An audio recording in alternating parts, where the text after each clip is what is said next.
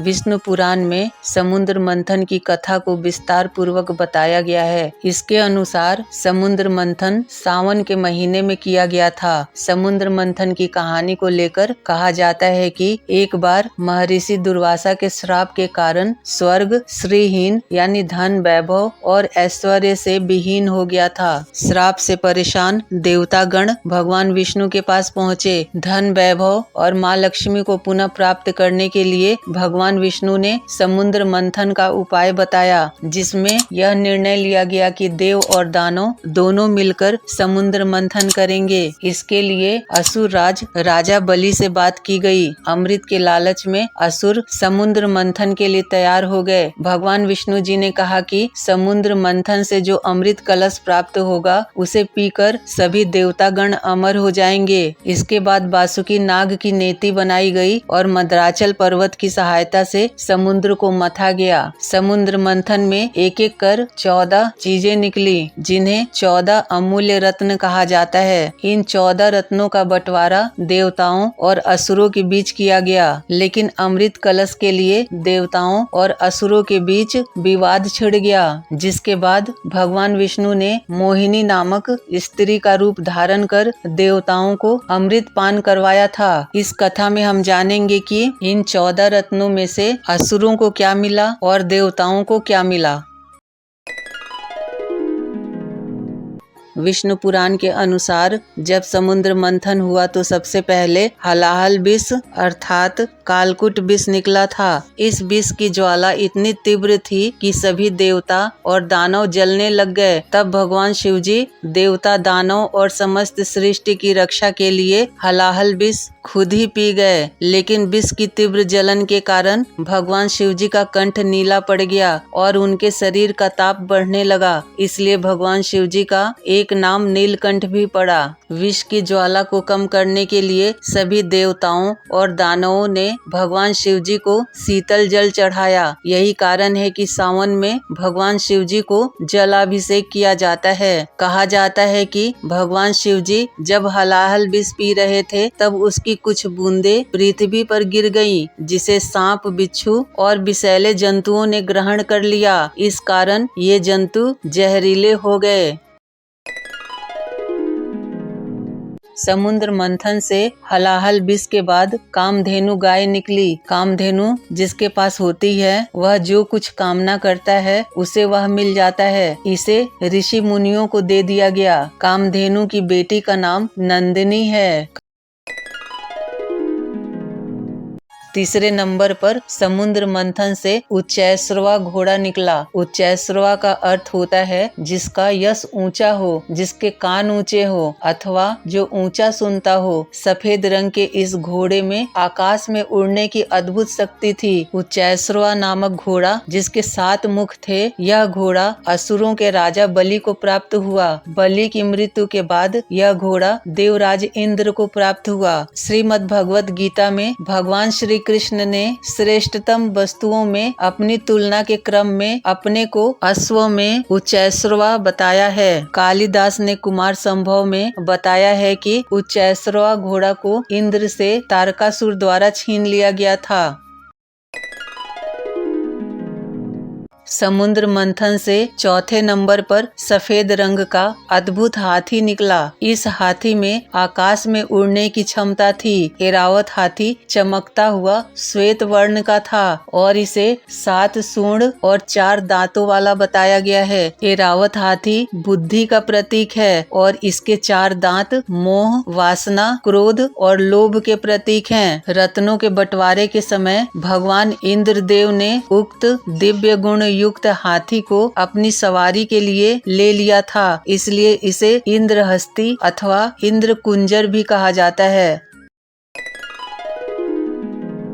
विष्णु पुराण के अनुसार समुद्र मंथन के 5वें क्रम में कौस्तुभ मणि निकला, जिसे भगवान विष्णु ने अपने हृदय पर धारण कर लिया। मान्यता के अनुसार कौस्तुभ मणि भक्ति का प्रतीक है। जहाँ भी यह मणि होता है वहाँ किसी प्रकार का दैवीय आपदा नहीं होता। यह बहुत ही क्रांतिमान मणि है। माना जाता है कि समुद्र तल में आज भी यह मणि पाई जाती है। यह मणि हर तरह के संकटों से रक्षा करती है। श्रीमद् भगवत गीता के अनुसार भगवान श्री कृष्ण के लीला चरित्र वर्णन में इस मणि का उल्लेख है। समुद्र मंथन के छठे क्रम में कल्प वृक्ष निकला, जिसे इच्छा पूर्ति करने वाला वृक्ष भी कहा जाता है। कल्प वृक्ष से जिस वस्तु की याचना की जाती है यह वृक्ष वही दे देता है। यह वृक्ष इंद्रदेव को दे दिया गया था और इंद्रदेव ने इसकी स्थापना सुरकानन वन में कर दी थी। इस वृक्ष का नाश कल्पांत तक नहीं होता है। कई पौराणिक ग्रंथों में कल्प वृक्ष को कल्पद्रुम और कल्पतरु के नाम से संबोधित किया गया है।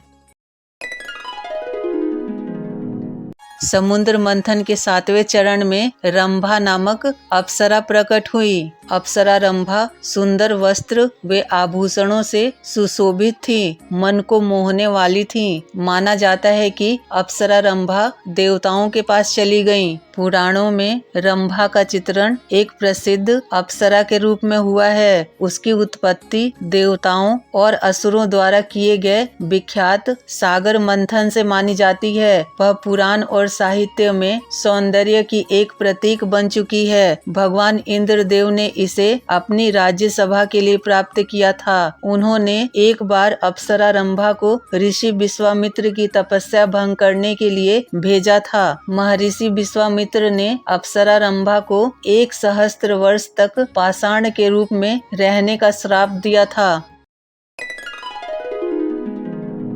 समुद्र मंथन के दौरान 8वें नंबर पर देवी लक्ष्मी प्रकट हुई। क्षीर समुद्र से जब देवी लक्ष्मी प्रकट हुई तब वह खिले हुए श्वेत कमल के आसन पर विराजमान थीं। उनके श्री अंगों से दिव्य क्रांति निकल रही थी और उनके हाथ में कमल पुष्प था। देवी लक्ष्मी को देखकर असुर, देवता और ऋषि सभी चाहते थे कि माँ लक्ष्मी उन्हें मिल जाएं, लेकिन माँ लक्ष्मी ने स्वयं ही भगवान विष्णु का वर्ण कर लिया। माँ लक्ष्मी माँ पार्वती और माँ सरस्वती के साथ त्रिदेवियों में से एक हैं और धन संपदा, शांति और समृद्धि की देवी मानी जाती हैं। दीपावली के त्योहार में माँ लक्ष्मी की पूजा भगवान गणेश जी के साथ की जाती है। विष्णु पुराण के अनुसार जब समुद्र मंथन का 9वां चरण हुआ तो उसमें से वारुणी देवी निकली। यह समुद्र से निकली मदिरा की देवी के रूप में प्रतिष्ठित हुई और वही वरुण देव की पत्नी वारुणी बनी। समुद्र मंथन करने पर कमल नयनी कन्या के रूप में वारुणी देवी प्रकट हुई थी। कहते हैं कि सुरा अर्थात मदिरा लिए हुए वारुणी देवी समुद्र से प्रकट हुई। माना जाता है कि भगवान विष्णु की सहमति से वारुणी को असुरों ने ले लिया। वारुणी का अर्थ मदिरा या नशा होता है। स्कंद पुराण के अनुसार माना जाता है कि समुद्र मंथन के 10वें क्रम में चंद्रदेव निकले थे। मान्यता है कि उस समय चंद्रमा को भगवान शिवजी ने अपने मस्तक पर धारण कर लिया था। चंद्रमा को शीतलता का प्रतीक माना गया है। विष्णु पुराण के अनुसार समुद्र मंथन के 11वें चरण में पारिजात वृक्ष प्रकट हुआ। मान्यताओं के अनुसार पारिजात वृक्ष को छूने से शरीर की सारी थकान दूर हो जाती है। पारिजात वृक्ष जिसे देवराज इंद्र ने अपने पास रखा था, बाद में माता कुंती के स्वप्न इच्छा की पूर्ति के लिए श्री कृष्ण भगवान जी के आदेश पर अर्जुन इस वृक्ष को धरती पर ले आए और बराह वन में स्थापित किया, जिसको आज बाराबंकी के नाम से जाना जाता है। इसे हरसिंगार, शेफाली, शिवली आदि नामों से भी जाना जाता है। इसका वृक्ष 10 से 15 फीट ऊंचा होता है। पारिजात पर सुंदर व सुगंधित फूल लगते हैं। इसके फूलों, पत्तों और छाल का उपयोग औषधि के रूप में भी किया जाता है। यह पूरे भारत में पैदा होता है।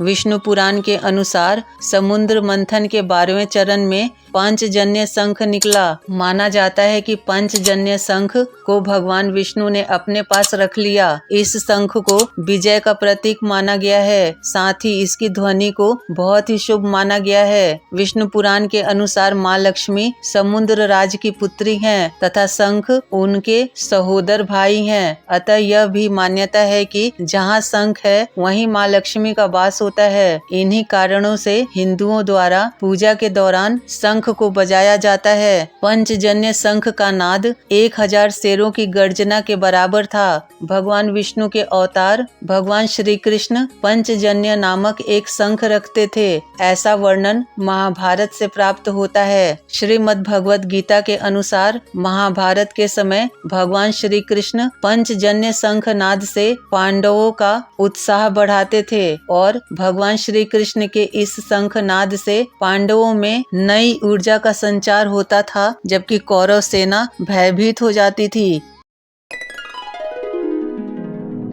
समुद्र मंथन के 13वें क्रम में भगवान धन्वंतरी प्रकट हुए। भगवान धन्वंतरी अपने हाथों में अमृत कलश लेकर निकले। भगवान धन्वंतरी आयुर्वेद के जनक माने जाते हैं। धार्मिक मान्यताओं के अनुसार भगवान धन्वंतरी भगवान विष्णु के 24 अवतारों में से 12वें अवतार माने गए हैं। भगवान धन्वंतरी समुद्र मंथन के दौरान हाथ में कलश लेकर प्रकट हुए थे।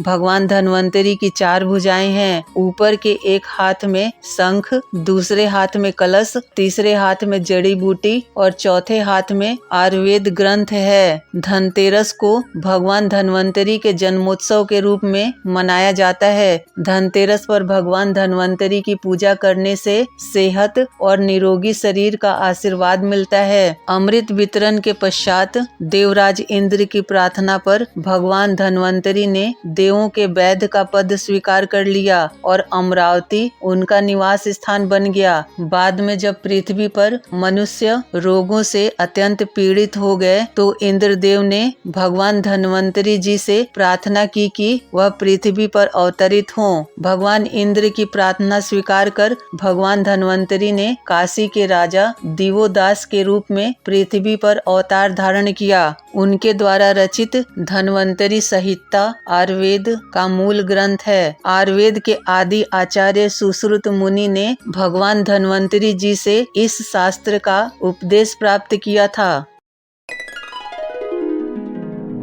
समुद्र मंथन के दौरान प्रकट होने वाला 14वां और अंतिम रत्न अमृत था। अमृत का शाब्दिक अर्थ अमरता है। भारतीय ग्रंथों में यह अमृतत्व प्रदान करने वाले रसायन के अर्थ में प्रयुक्त होता है। यह शब्द सबसे पहले ऋग्वेद में आया है। जिस अमृत को प्राप्त करने के उद्देश्य से समुद्र मंथन कराया गया था वह अंत में निकला। भगवान धन्वंतरी स्वयं अमृत कलश लेकर प्रकट हुए। अमृत को प्राप्त करने के लिए देवताओं और दानवों के बीच विवाद हुआ। तब भगवान विष्णु ने मोहिनी रूप धारण कर देवताओं को अमृत पान करा दिया। अगर आपको यह वीडियो पसंद आई है तो कृपया वीडियो को लाइक करके चैनल को सब्सक्राइब कर दें। साथ ही अपने दोस्तों और रिश्तेदारों के साथ जरूर शेयर करें। धन्यवाद।